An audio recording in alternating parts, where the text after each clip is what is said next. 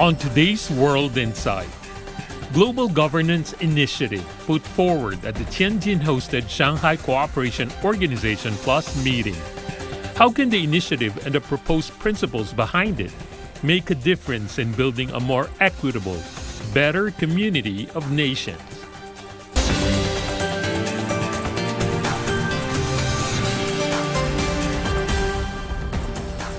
Hello and welcome to World Insight, coming to you live from Beijing. I'm Tian Wei.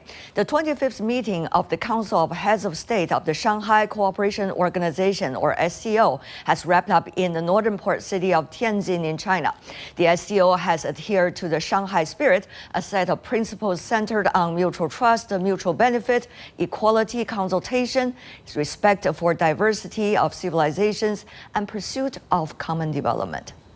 The Chinese President Xi Jinping did chair the SCO Plus meeting, where he proposed the Global Governance Initiative. He called on countries to work in concert for a more just and equitable global governance system. The 5 principles of the initiative include adhering to sovereignty and equality, abiding by international rule of law, practicing multilateralism, advocating the people-centered approach, and focusing on taking real actions.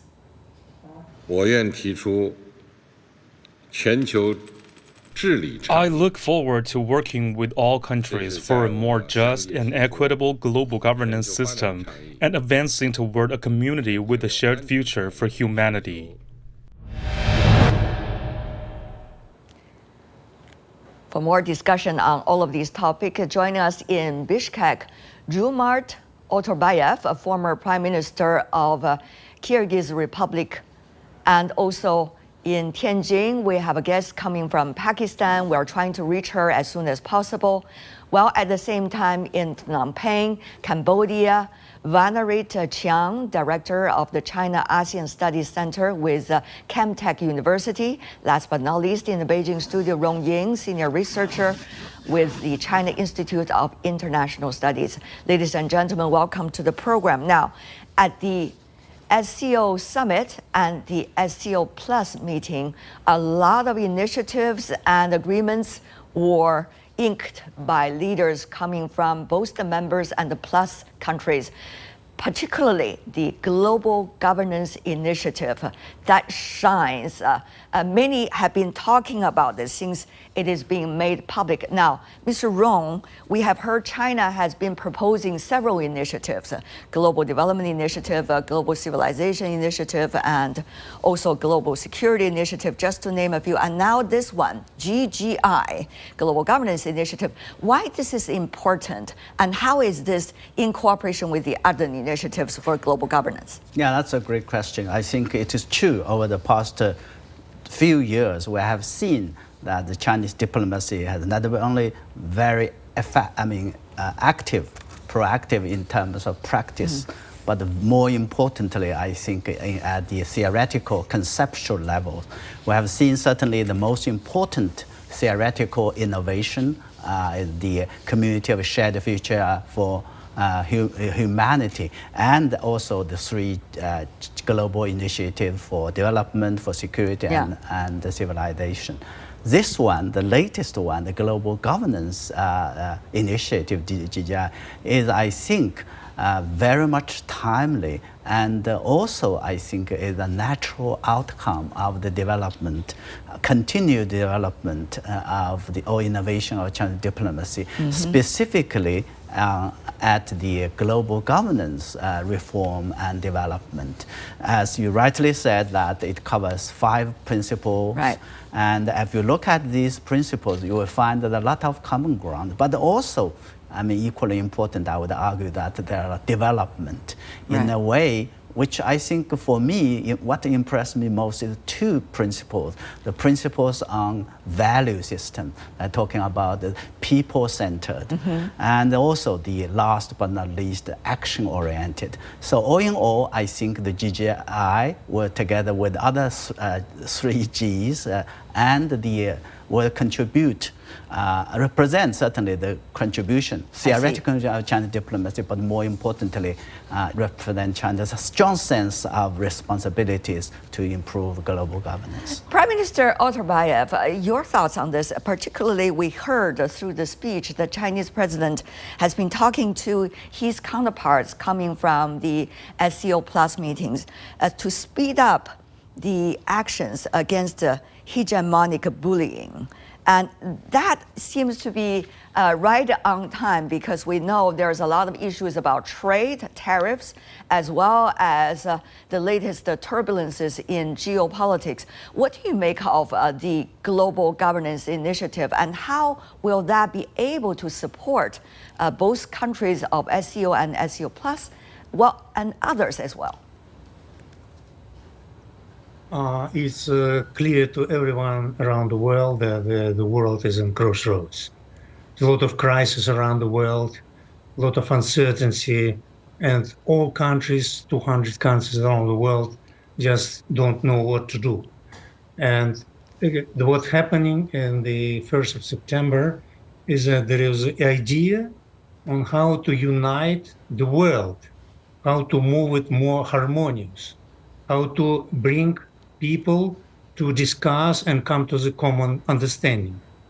I believe that the Global Governance Initiative will need a lot of discussions. And that is what China is proposing, is to invite all countries around the world to provide ideas on what to do, what not to do, and how to make it common product. And that is, I believe that very soon will be happening, that all countries around the world will be discussing it, and it must be not supply, but demand-driven initiative.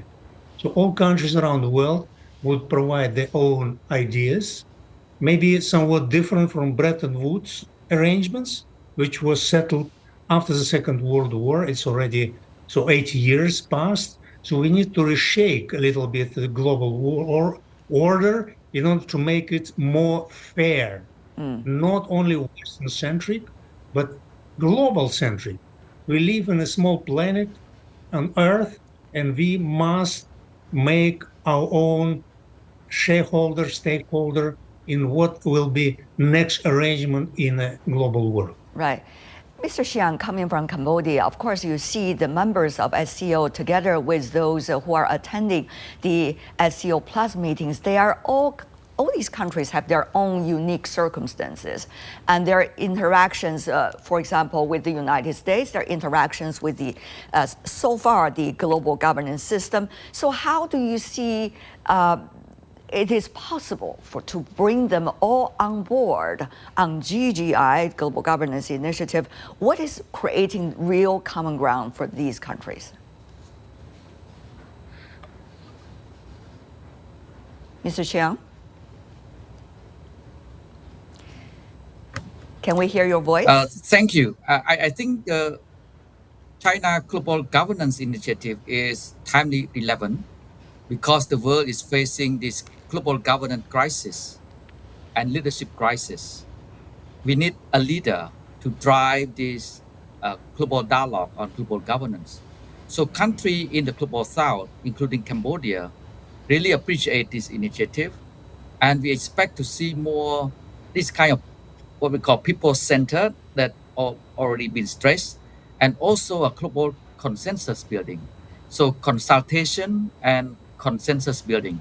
So this is very critical now to restore, revive peace, stability, that is a fundamental foundation toward prosperity and a community of shared future. So I think this is a critical path moving forward. And this, we need to work together. Big power, small state like Cambodia, or middle powers, we need to come together. Because no single country can address increasing complex global issues. Right. Mr. Prime Minister Otorbayev, many though have the question, because things are changing very fast. When we talk about one topic today, in 2 weeks things might be shifting. So many would also naturally ask the Global Governance Initiative, now being applauded by the SCO Plus meeting members. But what about a few weeks from now, a few months from now? Are these merely tactical moves by the countries attending the SCO Plus meetings, or is this likely to be a very strategic step these countries, or most of these countries, are likely to make? I believe that is the beginning of big, long process, which should replace agreements which were reached after the ending of Second World War.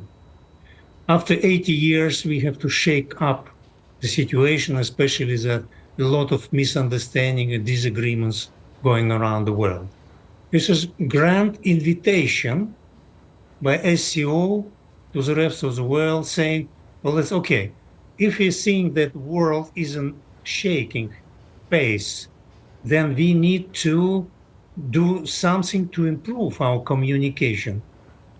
Actually, UN is not any more efficient. To be honest, if you look to the UN Security Council situation, it's not really a consensus-based institution.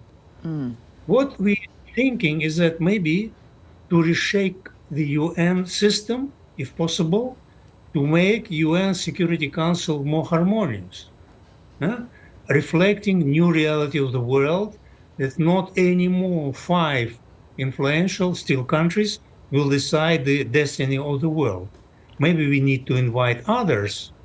And that is what China and SCO Summit is inviting to all of us to join, to discuss, to brainstorm, and to create new architecture of global order in a new reality on 21st century. Mr. Rong, what do you think about the same question? Is it a tactical move, or is it a strategic choice that these countries are really making? Very much strategic and long term. If you look at the past 24 years of the development of SCO, back in 2001, when the 6 members, founding members, sit together, their mission, on the one hand, are quite sort of focused on security, boundary, confidence building, so on and so on. And gradually we've seen that the situation in the region and beyond involves, I think the agenda has also been broadened from turn into the confidence building measures and the strategic or political trust generated into a kind of more closer cooperation consultations on how to make the region as a whole more stable. And now we are, I think, SCO stands at a very critical inflection point, how to play a bigger role in terms of promoting regional governance and global governance. So that's why I think the GGI is very timely and much needed. And it would definitely, first and foremost, set the direction, but most importantly, I think will lead and shape the future agenda and cooperation of SCO as a new type of regional. But of course, where the UN is and what's likely to be its role, how it's likely to be transformed, is an important question, as always. And Mr. Chiang, if I could invite your expertise on that. We understand that on the sidelines of the SCO summit, the Chinese President Xi Jinping also met with the UN Secretary General, in which he talked about firmly safeguarding the status and authority of the United Nations and ensuring its irreplaceable and key role in global governance. Of course, the UN Secretary General, as earlier he did in the 80s initiative of the United Nations, talking about the reform of the UN. So to what extent do you see those that are attending the SCO Plus meetings see the UN's role as the centerpiece or not? What is likely to be the overall structure for some country like Cambodia? What are you thinking?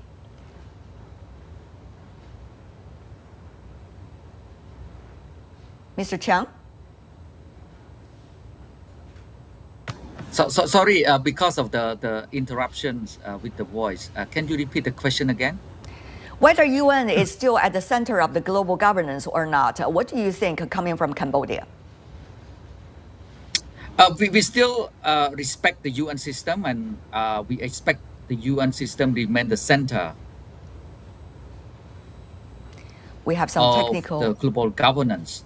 But what we need to do is to reform the UN system in a way that it become more inclusive.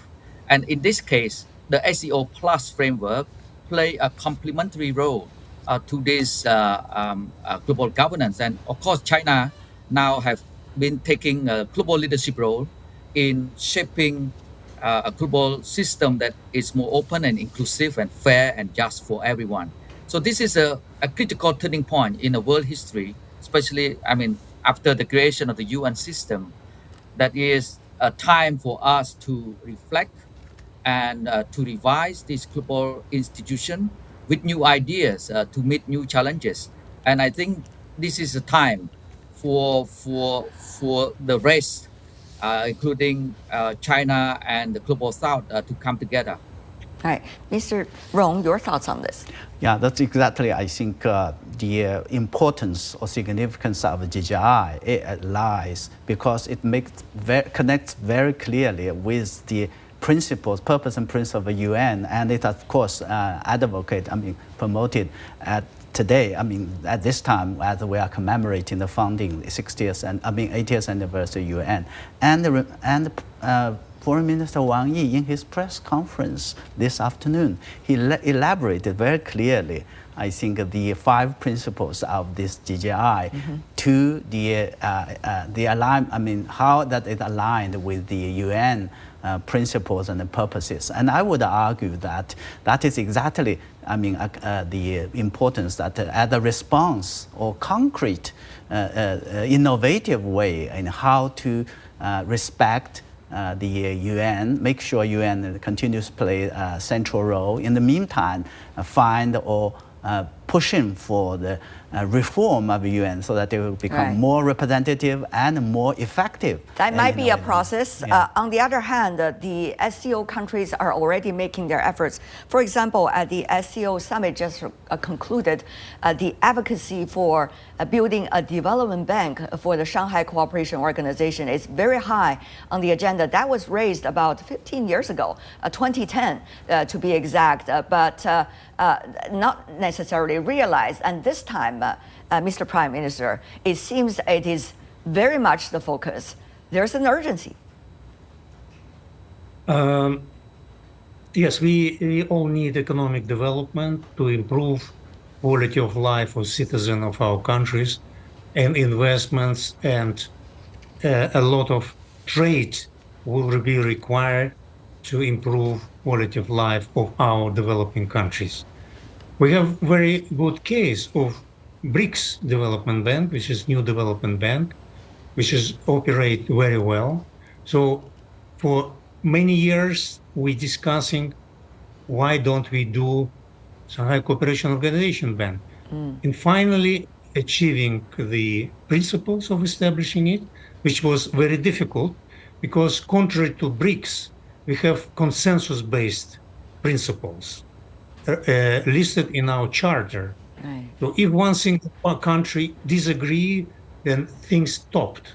So now we have 10 full members, and all of them agreed. It was a very difficult process, I believe, because of the need to polish all single statement of the charter of the bank. And finally, in 2025, this was agreed. So now it's time to move ahead and to make real legal structure of this institution to be beneficial to all around the world. What is important that China, as the biggest member of SCO, is committed to invest their own resources to these institutions, and I believe China will be most donor of this bank. So we are in Central Asia very positive about that because we have very good economic growth, but we need more sustainable financing of our initiatives. We need to be competitive, and we need to move forward to move even quicker. So now, for instance, in my country, we have first 6 months growth of 11.7% of GDP growth.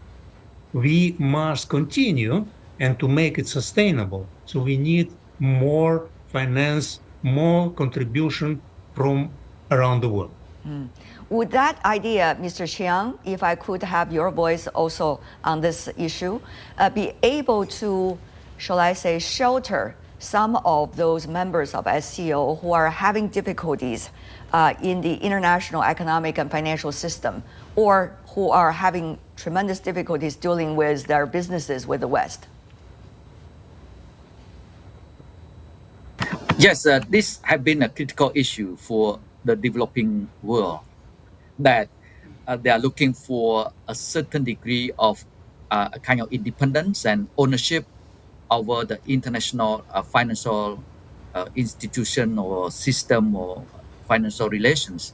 So I think it will help the members of SEOs, dialogue partners, or observers to have more space for their financial kind of ability to develop themselves and strengthen their ownership and independence. And when it comes to this issue, I think it's part of critical pillar of the global governance, that we need to have a more inclusive global financial institution that can let us, a developing world, to have a voice in the decision-making process. So that is very critical. And I've been talking for so long, but now it is time. It is time that we need to realize this vision together. Particularly, Mr. Prime Minister, we have seen a lot of debates and also fiascos about the role of the Fed in the U.S. and the role of the U.S. dollar for the future for all economies, as well as the latest development of tariffs, whether it's legal or not legal within the U.S. Legal system, and its impact on the rest of the world, as well as sanctions that some of these countries of SCO are facing by the United States, and also some in Europe as well. So it seems that there is an urgency, but does an urgency bring real consensus? This time, well, it is already on the list, to-do list. That's wonderful. But from now till its establishment, it takes a lot of work. But now there's the urgency. Will that urgency be satisfied by the efficiency? No. Actually, dollar, to my mind, will continue to be a major settlement currency around the world, provided that it will not be used as political weapon. That is what we're seeing now, when some groups in the West wanted to confiscate Russian assets. It's not their money. So Russian government gave them to park and then to receive some little profit. But what's happening is that the West is threatening Russia to confiscate this money. So it will be end of dollar, I believe. If you look to the international settlement system, that, for instance, World Bank, one of the key Bretton Woods institutions which created after the Second World War, could be replaced.